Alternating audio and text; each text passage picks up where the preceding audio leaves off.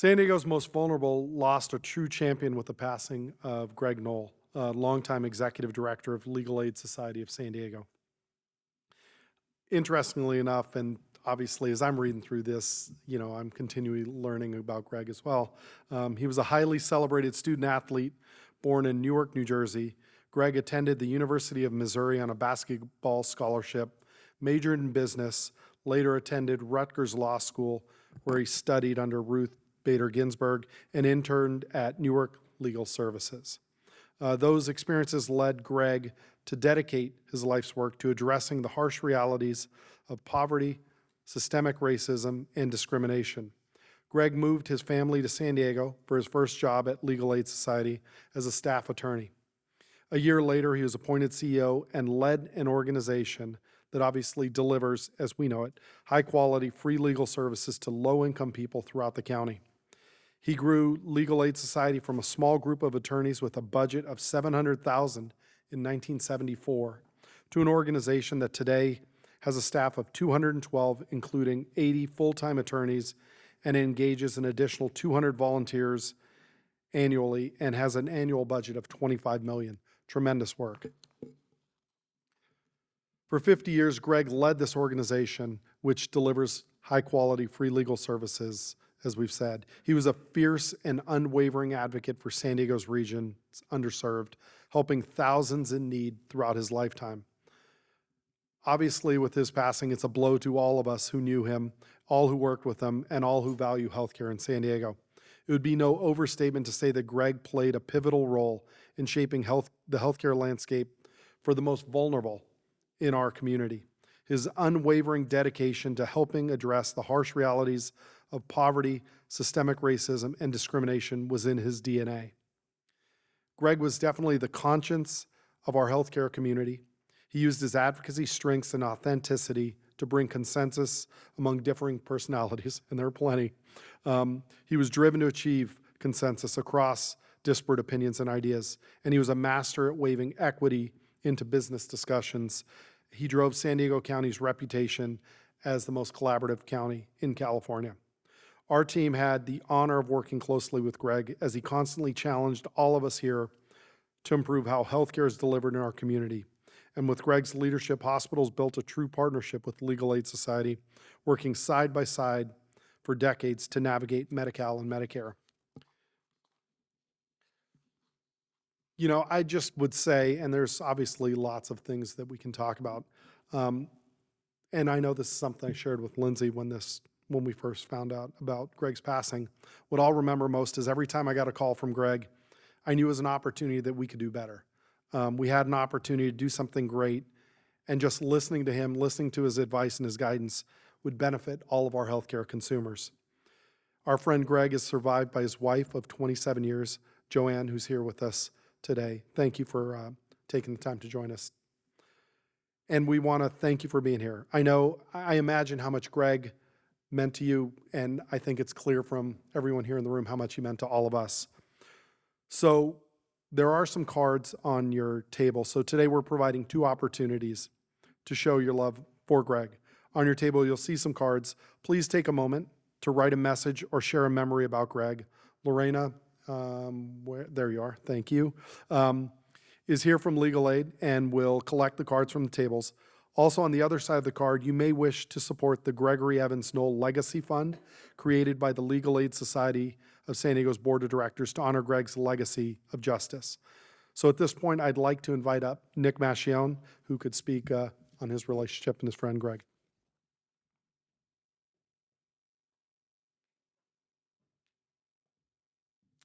Thank you, Demetrios, and it's really appreciation to HASD&IC for doing this for Greg Knoll. Many of us, but maybe not all of us, had the honor to be in his presence. And I will tell you that he would, if he were here, he'd say, get all that stuff out. He wouldn't want any of this seriousness because it was never about Greg. When I came here in 1997, I was brought here by a guy named Bob Ross. And he said, San Diego ain't a bad place. You have another fellow Newarker here. And I said, that's why I was trying to leave Newark, New Jersey. I don't want to come here. He goes, well, I'm going to introduce you to that person. That person was Greg Knoll. And I knew it was going to be all right. Because what I have lived with in his presence is to see this gentle giant with such a deep, deep purpose and passion in helping others that it was contagious. It was just contagious. And remember, I was working for the government at the time, Health and Human Services, right? He was suing the county for many things at that time, right? And we still just loved what he was doing. So much so, I'll tell you in a moment, we funded him to sue us more. It was just crazy. It was crazy. It's this other aspect. He had this indomitable spirit. That's what Demetrius said, that we can do more. His indomitable spirit, though, was helping those that were invisible, that were marginalized, the homeless.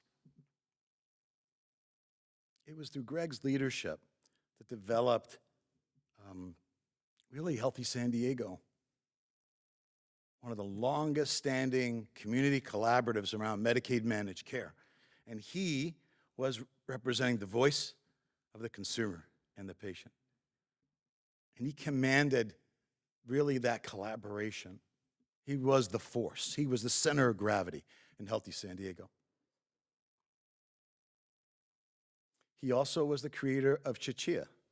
It's a cool acronym for the Consumer Center for Health Education and Advocacy, a state national recognized model right here in San Diego. And I believe it was Dr. Ross who gave them the original funding. And the purpose of CHIA was to fix all the screw-ups of the Health and Human Service Agency and denying, because we were all about denying care back then. But there was those of us on the inside that realized what this was really correcting and making right and helping people. Hospital outstation worker that has impacted all of our hospitals. That was Greg's advocacy in making that happen. But there's one thing that maybe you don't know, and I could share now, because Dr. McDonald has the helms of Health Human Services, and they can't fire me now. General Relief. General Relief. The General Relief Program. Back some 30 years, the General Relief Program was not supported by the County Board of Supervisors. And that program was to help people who were really down in luck. It's primarily for our homeless population, to get them some monetary assistance to get back on their feet. Minuscule amount at the time. And it was just pitiful in what we were providing. And I remember Greg approaching me, and I was the director at the time, and saying, we got to do more. And I said, Greg, that's the board's position. He said, well, I guess they're going to have to feel a little pressure.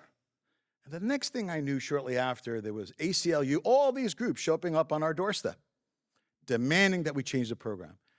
And in fact, the board did, and expanded the General Relief Program that has helped tens of thousands homeless as a result of Greg's advocacy. I can go on and on and on, but this is what the man was about. He was just a great human being. And I think if you just see his pictures, his radiant smile, he just brought in the energy of just caring about you. And when you met him, you felt you were the most important person. He would always start, what's up? And then there would always be a purpose when Greg would reach out about helping others, We were honored, Joanne, to have shared Greg and the countless number of lives that he has helped. His legacy will live on forever. Another extraordinary person that had the opportunity to work with him is our senator, T.D. Albert. And we're very fortunate she is here to share about her relationship with Greg Knoll.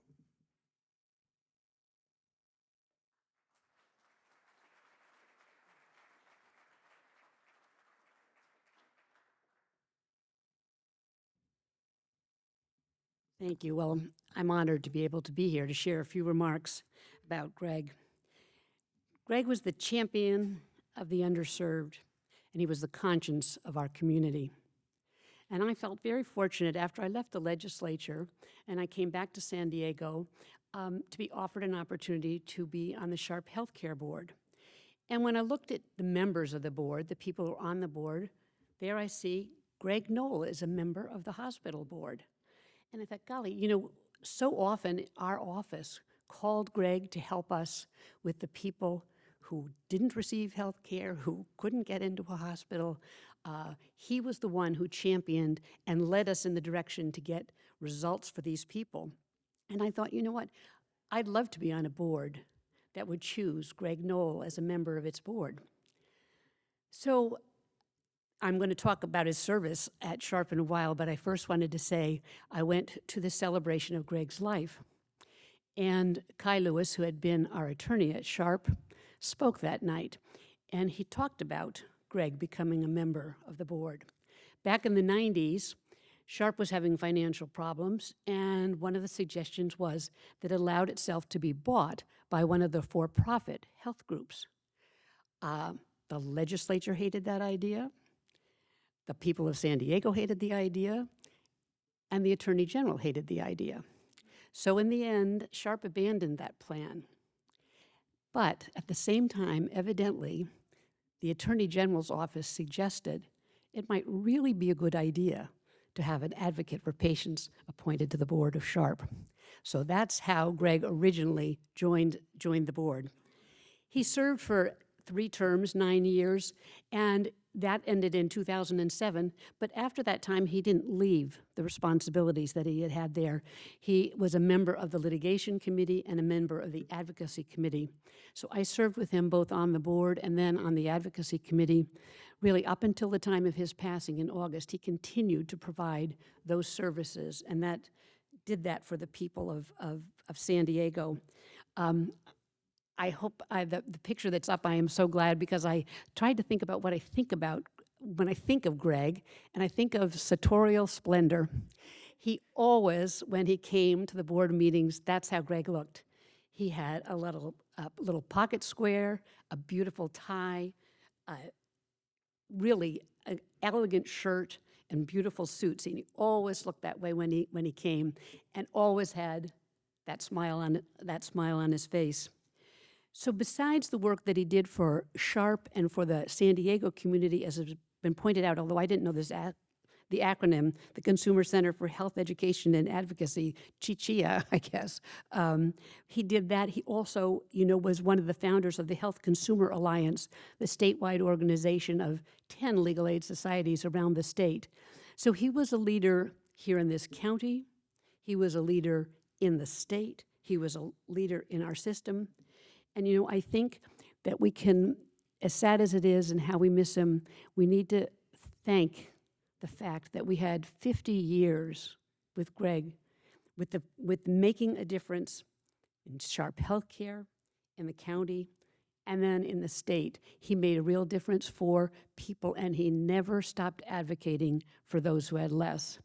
So I'm honored, and I'm honored to be here with his wife as well, and to say thank you for you, and thank you for Greg for all that he did for all of us. Thank you. And then I would like to introduce Brett McLean, who is the Chief Operating Officer of Sharp Healthcare, for some remarks.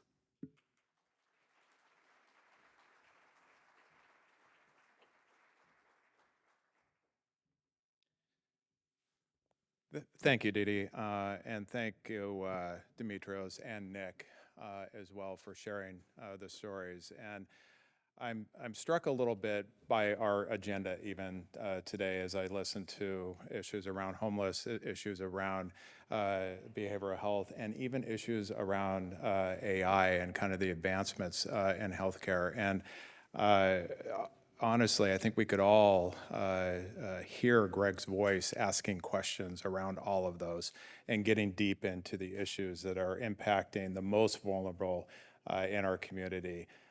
His perfectly strong, committed, perfectly raspy voice asking us to think of things differently. So thanks for sharing those stories. I also want to thank Joanne and your family for sharing Greg with us. This is tough work. It doesn't get done in 9 to 5 every day. It extends itself into the evenings and to the weekends. And you shared Greg with the entire community, and we appreciate that. We know that there's sacrifices because of that. I think our duty in this group and in this community is to continue on and to not take the easy way out, and to focus on ways that we can always have the voice of our most vulnerable and of the community that we serve. Similar, Nick, we don't pay our board members or offer contracts, but we kept asking Greg back, even when he was really, really hard on us at Sharp. And there's plenty of stories around that. I think he always allowed the conversation to finish, and then came back from a different angle and really forced us to think differently about how we were supporting our community. I think it is absolutely apparent when we look at the kind of construct of Sharp now with our policies and our procedures. We can see many imprints from Greg on that. And we're very thankful for that, even though it was not easy many, many times. So my job also is to ask you all, like Dimitrios did, to share some thoughts. I think we're going to go into maybe a break here, but let's share some thoughts, take a couple moments to both share your heart, also connect to maybe some others that are not here and share those thoughts. We will make sure that that information and those cards and those thoughts are shared with the family. And then please, if you can, take a moment to look at Greg's legacy fund and appreciate the value that we have to be able to share an ongoing legacy with the community because of Greg's contributions. So thank you all. Let's take a couple moments in silence to kind of share some of those thoughts, and then we'll go on to the next steps. Thanks.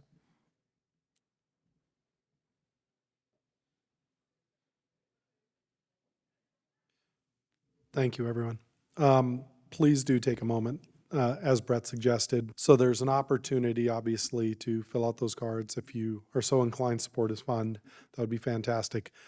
But regardless, just appreciate what our community is. And what I would say is it's a better place because people like Greg Knoll are and were here. That's what makes San Diego so great.